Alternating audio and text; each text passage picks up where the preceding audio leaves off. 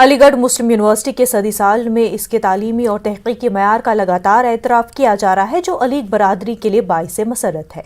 इसी कड़ी में अमरीकी मीडिया इदारे US news and world report ने अपने ताज़ा बैनुल-अक़वामी रैंकिंग सर्वे में अलीगढ़ मुस्लिम यूनिवर्सिटी को 4 मौज़ूआत में हिंदुस्तानी यूनिवर्सिटियों और तालीमी इदारों में आला रैंक दी है और एक बार फिर आला तालीम और तहकीक में AMU के बुलंद मयार और मर्तबे की तस्दीक की है। मौजू के एतबार से बायोलॉजी और बायोकेमिस्ट्री में AMU ने सभी हिंदुस्तानी यूनिवर्सिटियों और इदारों को पीछे छोड़ते हुए सरे फहरिस्त मकाम हासिल किया है।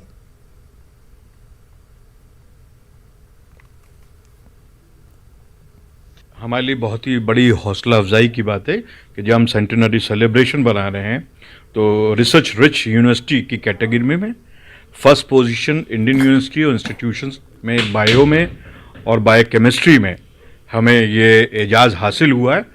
ये 7th annual US news best global universities ranking की जानिब से जो उनके अपने पैरामीटर्स होते हैं उसकी बेसिस पे हुआ है, जिसमें कि रैंकिंग जो है वो बेस करती है एकेडमिक रिसर्च परफॉर्मेंस पे।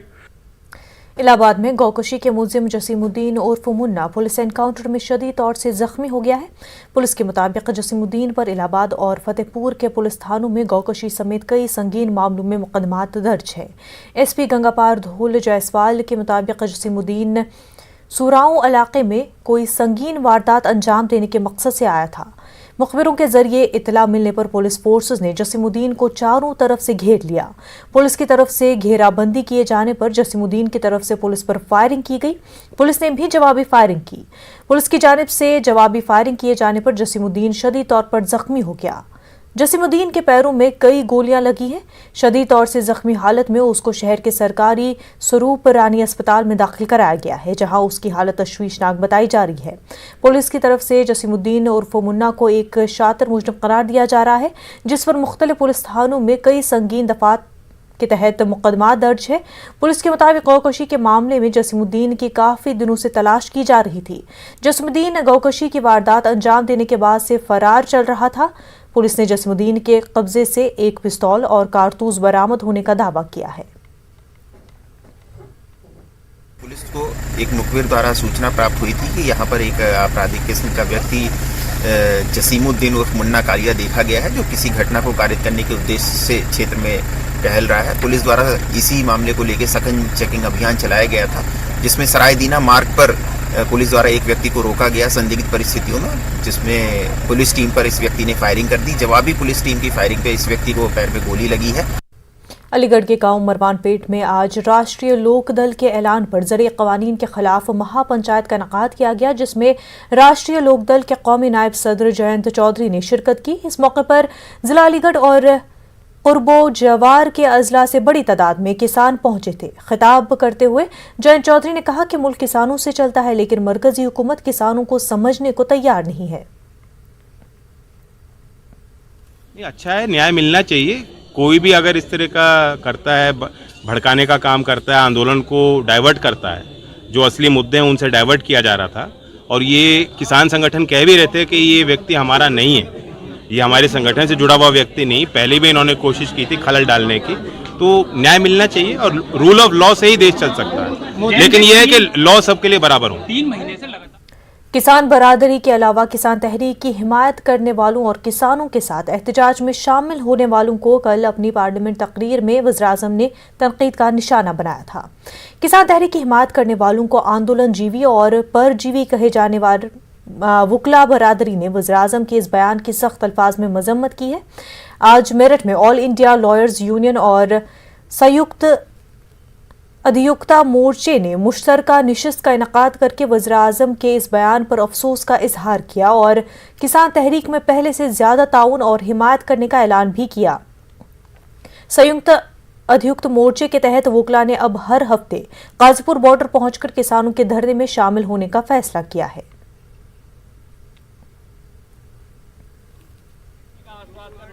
प्रधानमंत्री ने सदन में जिस स्टाइल से बातें कही हैं, वो वहाँ देखे मजाक के तौर से तालियां पीट रही थी। जैसे FDI का एक नई डेफिनेशन लाए, वो विदेशियों को टारगेट किया है। जब प्रधानमंत्री जी स्वयं अमेरिका जाके और ट्रंप सरकार कह रहे थे, क्या विदेशी थे या अमेरिकन थे वो उस समय। तो ये प्रधानमंत्री का जो दोहरा मापदंड है, ये इसकी मैं घोर निंदा करता हूँ।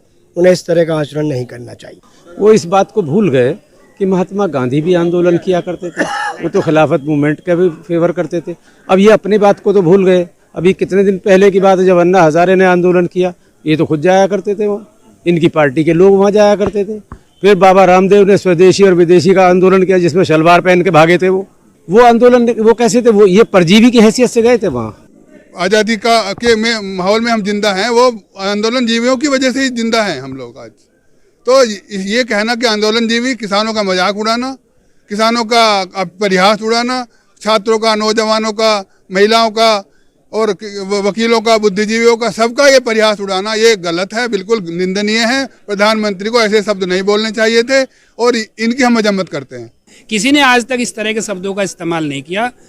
प्रधानमंत्री का ये शब्द जो है बहुत ही गैर जिम्मेदाराना शब्द है, इसके बारे में कुछ नहीं कहा। जहाँ तक आंदोलन वकीलों का मतलब है, वकील इस आंदोलन को पूरे तन मन धन से सपोर्ट कर रहे हैं, क्योंकि वकील भी इस समाज का अंग हैं और ये आंदोलन इस समाज का ही समाज का आंदोलन है। अब संयुक्त अधिवक्ता मोर्चा ने आपस में एक निर्णय लिया है कि प्रधानमंत्री जी ने जिस तरह से इस आंदोलन का उपहास उड़ाया है, तो हम वकील समुदाय जो अग्रणीय दस्ता है समाज का, उसका ये फ़र्ज़ बनता है कि वो अपना समय निकाल के इस आंदोलन को और तेज करने के लिए किसानों के समर्थन में जाएंगे।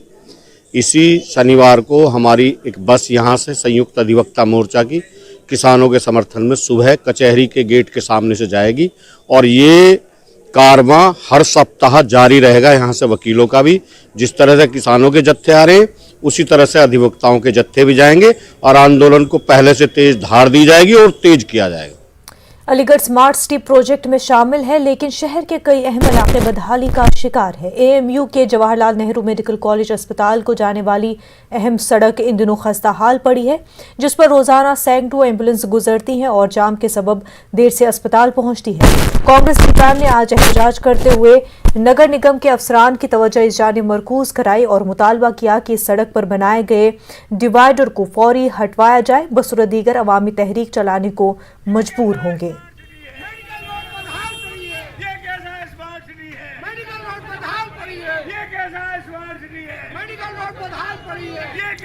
सरकार से और केंद्र सरकार से जिसकी स्मार्ट सिटी परियोजना है, उसको भी मैं आपके माध्यम से दिखाना चाहता हूँ कि ये देख लीजिए, ये हालत है कि कहीं आपके जबान में विकास है कि विकास एक जुमला है, विकास असल में नहीं है। आम जनता जो है मूलभूत सुविधाओं से भी वंचित है और आप विकास का नारा देते हो।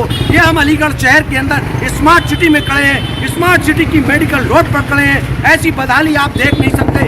मेडिकल रोड पर आए दिन एक्सीडेंट इस बात की गवाही देते हैं कि स्मार्ट सिटी का नाम झूठा है और स्मार्ट सिटी तुम झूठे हो और स्मार्ट सिटी का नाम देने वाले ये सारे लोग झूठे हैं। होश में आ जाओ, अन्यथा जनता के साथ एक बड़ा आंदोलन अलीगढ़ की जनता के साथ किया जाएगा। अखबारों की सुर्खियां हर कोई बनना चाहता है, लेकिन उसे किस हद तक जाना चाहिए, ये भी एक इंसान की सोच होती है। लेकिन कानपुर में राकेश मिश्रा नामी शख्स ने अपने दोस्त की मौत को ही तमाशा बना दिया। वो मुख्तलिफ मुद्दों पर एहतजाज करते हैं, कभी कभी कैमरा के सामने इंतजामिया और पुलिस को परेशान करते हैं। आज राकेश मिश्रा ने इस वक्त एक बार फिर ऐसा ही किया जब उसके दोस्त की आखिरी रस्मात शमशान घाट में हो रही थी। इसी दौरान उसने इसरार किया कि यहाँ बहुत ज्यादा बदनवानी है और इस चिता में जलकर वो खुद अपनी जान दे देंगे।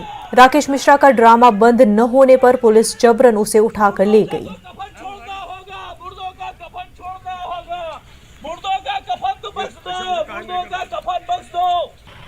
नहीं जाएंगे।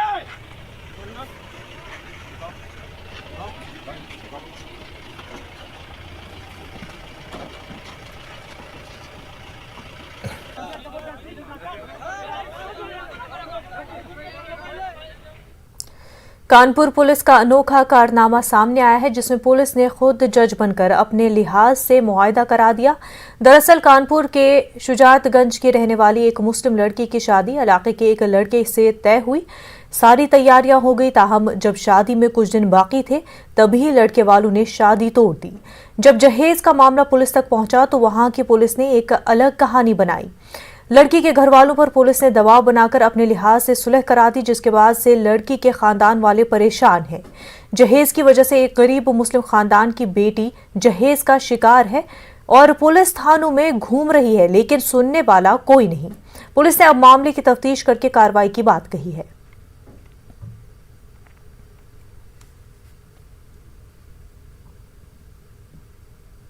रिश्ता बिटिया का लगा था, उनसे हम बार बार पूछ रहे थे कुछ मांग हो तो बता देना, हम गरीब आदमी हैं, जो हम सोच सका वही देंगे। तो क्या कोई मांग नहीं, कोई मांग नहीं। अब भैया मेरे कार्ड भी छप गए, सब जगह हमने बांट भी दिया। जब उन लोगों को मालूम है सब कार्ड छप गए, बढ़ भी गए, तो अब वो एक दिन हमको बुला के 9/1 को कहने लगे हमको 5 लाख रुपए दो तो हम मकान लेंगे। हमसे बोले थे कि 14 लाख की बात चल रही, हम मकान लेंगे। तो हमने कहा ठीक है, रिश्ता मकान लेने कह रही हैं, अब कह रही 5 लाख रुपए दो, तो हम चले आए। कहने लगे कि ये लोग आए हैं, तुम्हारे लिए प्रार्थना पत्र दिया गया है, तुम इनको धमकी दे रहे हो। हमने कहा साहब धमकी तो नहीं दी है, हमने यही कहा था शादी नहीं हो रही, हमारा जो खर्चा है वो वापस कर दीजिए।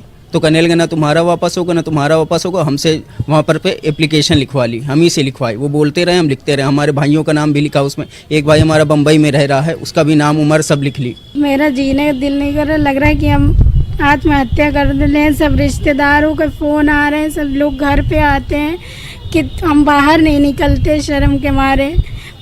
इतनी समझ लीजिए, जितनी भाई मेरे रिपेयरिंग करते हैं, इन्हीं से घर चलता है। इन्होंने कैसे कर्ज लेकर समझ लीजिए। थाना रेल बाजार संबंधित एक प्रकरण आया है, जिसमें प्रकरण में ये है कि बच्ची की शादी तय हुई है और कार्ड वगैरह बांटे जा चुके हैं। इसके बाद जो है लड़के पक्ष वाले शादी से मना कर रहे हैं, ऐसा उनका कहना है। जांच के लिए थाने पे लिखा गया है, आवश्यक कार्रवाई तत्काल रूप से इसमें होगी। गंगा जमनी तहजीब की अलामत संगम का किनारा इन दिनों मुख्तलिफ मज़ाहिब और रंगारंग सरगर्मियों की अमाजगाह बन गया है। 1 माह तक चलने वाले माघ में हर दिन ऐसी तक़रीबात का इनेकाद किया जा रहा है, जिसके ज़रिए समाज को तामीरी और मुस्बत पैगाम दिया जा सके। इसी सिलसिले में संगम किनारे ख़वातीन ने अपनी जिस्मानी सलाहियत और क़ुव्वत का जमकर मुज़ाहरा किया। संगम की रेत पर संग ख़वातीन की मौजूदगी में मुख्तलिफ दिलचस्प खेल कूद का इनेकाद किया गया। इस मौके पर ख़वातीन ने मार्शल आर्ट्स और जूडो कराटे में अपने फ़न का मुज़ाहरा किया। मार्शल आर्ट्स के मुजाहरे में रियासत की ब्लैक बेल्ट ख़वातीन के परफॉर्मेंस लोगों की तवज्जो का मरकज़ रही। तक़रीबात में पुलिस, पैरामिलिट्री फोर्सेस और तालीमी इदारों से वाबस्ता आला ओहदेदारान ने भी शिरकत की। रियासती हुकूमत के एहलकारों का कहना था कि इस तरह की तक़रीबात के ज़रिए ख़वातीन में तहफ़्फ़ुज़ एहसास और ख़ुद एतमादी का जज्बा पैदा करने की कोशिश की जा रही है।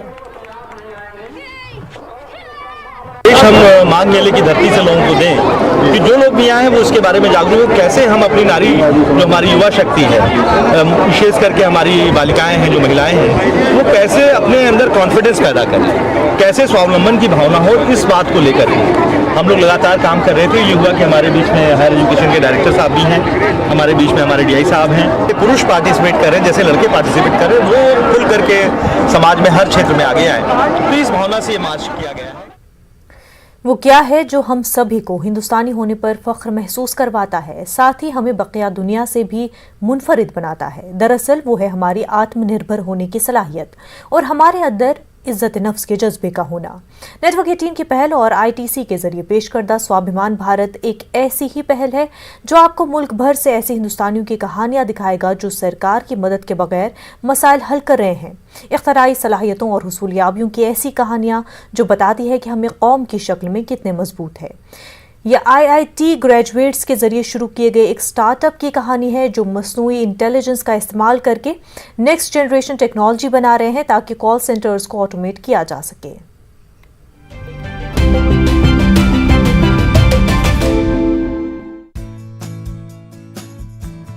IIT ग्रेजुएट सौरभ गुप्ता और अक्षय देशराज ने वर्नाकुलर AI द्वारा भारत में डिजिटल ट्रांसफॉर्मेशन के क्षेत्र में महत्वपूर्ण योगदान दिया है। वर्नाकुलर AI आर्टिफिशियल इंटेलिजेंस का उपयोग करके वॉइस ऑटोमेशन प्लेटफॉर्म बनाने का काम करता है। Vernacular AI next generation technology का इस्तेमाल करते हुए कॉल सेंटर्स के ऑपरेशंस को ऑटोमेट करके और अधिक प्रभावशाली बनाता है। We are creating a very unique platform and a platform is multi-layered. At the most horizontal level, we do things like speech to text, text to speech across 16 languages. On top of that, we are building an idiolect engine. Idiolect is speech pattern of a person. So listening to audio of a person, we can figure out age, gender, dialect, accent, tonality, vocabulary and a few other things.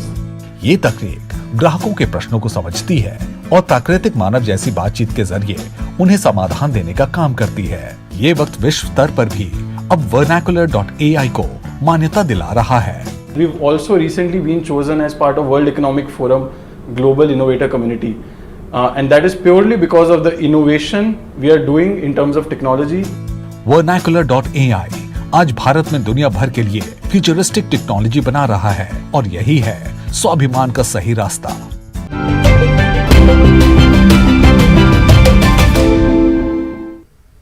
वक्त हो गया एक छोटी सी break का।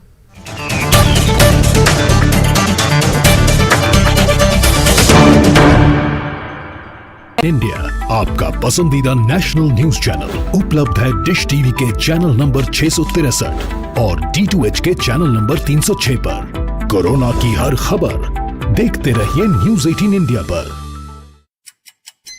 5 बजे, 6 बजे, 7 बजे या 8 बजे अलार्म आपको हर सुबह सिर्फ नींद से उठाता है, पर जगाता है क्या? मुल्क की हर खबर पर रहेगी हमारी नजर, इसलिए हम लेकर आए हैं आज की ताजा खबर। सुबह के 9 बज चुके हैं। ताजा खबरों की शुरुआत करेंगे, लेकिन सबसे पहले नजर हेडलाइंस पर। तो अब सिर्फ उठिए नहीं, जागिए। मुल्क के हर कोने में फैला है जहरीली वबा का कहर, लेकिन हर वक्त हर पल मुस्तैदी से निभाते हैं हम अपनी जिम्मेदारी, ताकि मिले आपको हर शहर की हर खबर। देखिए खास बात इंडिया न्यूज़ 18 उर्दू पर।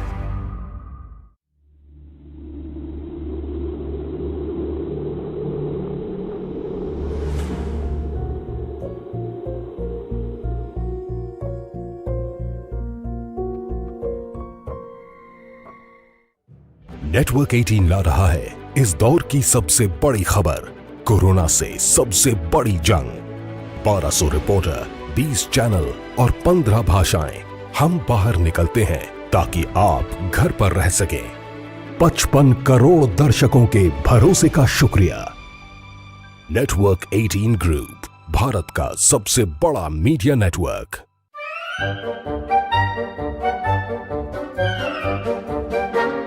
अखबार हुआ ठप, आउटडोर हुआ बेकार, टीवी ही दे रहा है विज्ञापन को तेज रफ्तार। करोड़ों दर्शकों तक न्यूज़ 18 पहुंचाएगा आपका ऐड। न्यूज़ 18 की टीम दमदार बनाएगी आपका ऐड शानदार। जल्दी कीजिए, कहीं छूट ना जाए ये सुनहरा मौका। हमें मेल करके उठा लीजिए बड़ा फायदा। ये स्पेशल ऑफर है अगले 15 दिनों तक। साथ ही मिलेगा हमारी वेबसाइट पर प्रमोशन। आज ही मेल करें adsales@nw18.com पर। न्यूज़ 18 इंडिया आपका पसंदीदा नेशनल न्यूज चैनल उपलब्ध है टाटा स्काई के चैनल नंबर 519 और एयरटेल के चैनल नंबर 318 पर। कोरोना की हर खबर देखते रहिए न्यूज़ 18 इंडिया पर। भैया राम राम, नमस्कार। बाहर ना जाना, कुछ बता रहे हैं, कुछ चेता रहे हैं। आपने लॉकडाउन के दौरान देखा कि हम क्या कर रहे हैं। कोरोना काल में लोग एक दूसरे को समझा रहे हैं। बड़े बड़े लोग वीडियो बना रहे हैं। आप गाना जानते हैं तो गाइए या फिर अपना हुनर दिखाइए। वीडियो बनाइए और हम तक पहुंचाइए और घर बैठे बनिए स्टार। नीतीश काबीना में शामिल किए गए 17 नए वुज़रा, तजुर्बेकार लीडरों के साथ नए चेहरों को भी काबीना में मिलेगी जगह। बीजेपी के शाहनवाज हुसैन बनाए गए वजीर सनत, श्रवण कुमार को मिला दी तरक्की का महकमा, संजय झा फिर बने आबी वसाइल के वजीर। नीतीश काबीना में मिले नए चेहरों को जगह, आलोक रंजन, जयंत राज और जमा खां बनाए गए वजीर।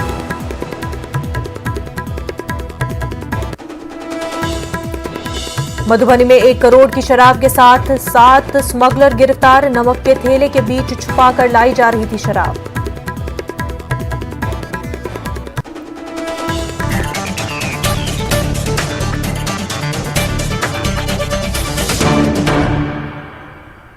बिहार में नीतीश काबीना की आज पहली तौसी हुई है जिसमें 17 अरकान असेंबली ने वजारत के ओहदे का हल्फ लिया। काबिना की तौसी के बाद कलमदानों की तकसीम हुई जिसमें सैयद शाहनवाज हुसैन को वजीर सनत तो मोहम्मद जमा खान को वजीर बराए अक़लियती उमूर बनाया गया है। वाज़ेह हो कि पिछले साल 16 दिसंबर को नीतीश कुमार ने 14 वज़रा के साथ वज़ीर आला के ओहदे का हल्फ लिया था।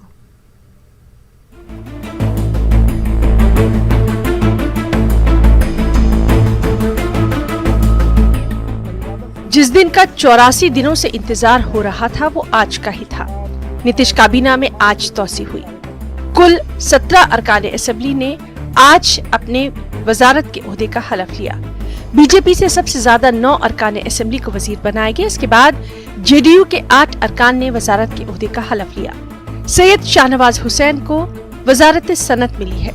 संजय झा वजीर आबी वसाइल बनाए गए हैं। नितिन नवीन वजीर बराए सड़क तामीर बनाए गए हैं और मोहम्मद जमा खान को वजीर बराए अक़लियती उमूर बनाया गया है।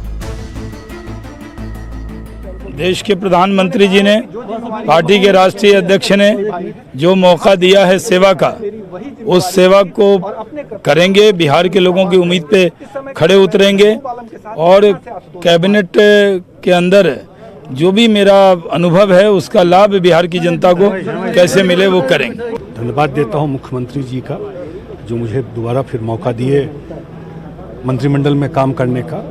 और मैं जैसा कहता रहा हूं कि ये इनिंग सबसे मेमोरेबल इनिंग होने वाला है मुख्यमंत्री जी का। 15 साल उनको बिल्ड करने में लगा, चीज़ों को बिल्कुल सिस्टम में कुछ था नहीं, लेकिन ये इनिंग जो वो 20 से 25 वाला है वो मेरे ख्याल से उनका जो फ्रंट फुट से जो खेला जाता है ना क्रिकेट, वो वाला इनिंग है मुख्यमंत्री जी का ये जो इनिंग है। और निश्चित रूप से जो सरकार केंद्र में है और बिहार में है, तो ये 5 साल में बिहार टॉप 5 स्टेट में आकर के खड़ा हो। जीवन में अपना मेहनत ही काम आता है और मुझे लगता है कि पिताजी का आशीर्वाद और जो हमारा 15 वर्षों का पार्टी और संगठन में जो मेहनत रहा वो मुझे आज परिणाम दिया है। और निश्चित रूप से बिहार के विकास में जो हम लोगों ने नीतीश कुमार के नेतृत्व में जो काम किया है उसको और गति देना, और साथ ही साथ माननीय प्रधानमंत्री नरेंद्र मोदी जी ने जो विजन रखा है बिहार का और भारत के आत्मनिर्भर का, उस संकल्प के साथ बिहार के युवाओं को जोड़ना, ये सारा विषय हम लोग के इस बार का संकल्प रहेगा और निश्चित रूप से वो चुनौतियों को अवसर में बदलने का काम करेंगे। नीतीश काबीना में 17 चेहरों को शामिल करने के बाद नीतीश काबीना में वुज़रा की तादाद बढ़कर 31 हो गई है। काबीना में तौसी के बाद बीजेपी कोटे से वुज़रा की तादाद 16 हो गई है। पहले ये तादाद 7 थी। जेडीयू में पहले सीएम समेत 5 वुज़रा थे, लेकिन अब ये तादाद 13 हो गई है। वहीं वीआईपी और जितिन राम मांझी की पार्टी से एक वजीर हैं। बिहार में 36 वुज़रा हो सकते हैं और ऐसे में 5 वुज़रा के ओहदे अभी भी खाली हैं। Bureau report, news 18 Urdu. BJP के कौमी तर्जमान और हाल ही में बिहार से एमएलसी बने सैयद शाहनवाज हुसैन को बिहार की नीतीश कुमार सरकार में वजीर बनाया गया है। सैयद शाहनवाज हुसैन बीजेपी का जाना माना मुस्लिम चेहरा है। जम्मू कश्मीर के पंचायती इंतखाबात हो या बिहार असेंबली इंतखाबात, हर जगह सैयद शाहनवाज हुसैन ने पार्टी की जिम्मेदारियों को बखूबी निभाया। 1999 में मरकजी वजीर बराए खादी उद्योग बनाया गया। 2001 में कोयला महकमे के आजादाना चार्ज दिए गए।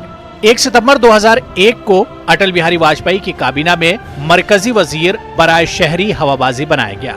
साल 2003-04 में विजारत बराए टेक्सटाइल का कलमदान मिला। साल 2004 में शाहनवाज हुसैन को लोकसभा चुनाव में शिकस्त का सामना करना पड़ा। साल 2006 में भागलपुर सीट से लोकसभा का जिमनी इंतखाब जीता। साल 2009 में भागलपुर सीट से दोबारा रुकने पार्लियामेंट मुंतखब हुए। साल 2014 में भागलपुर सीट से शाहनवाज हुसैन को शिकस्त का सामना करना पड़ा। 1997 में एक प्रोग्राम में आजहानी वजीर आजम अटल बिहारी वाजपेयी शाहनवाज हुसैन की तकरीर से काफी मुतासिर हुए।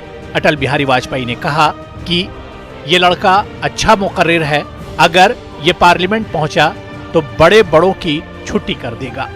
सैयद शाहनवाज हुसैन ने हमेशा ही हर चैलेंज का डट कर मुकाबला किया है। पार्टी के कौमी तर्जुमान की हैसियत से शाहनवाज हुसैन ने पार्टी को मजबूती से पेश किया।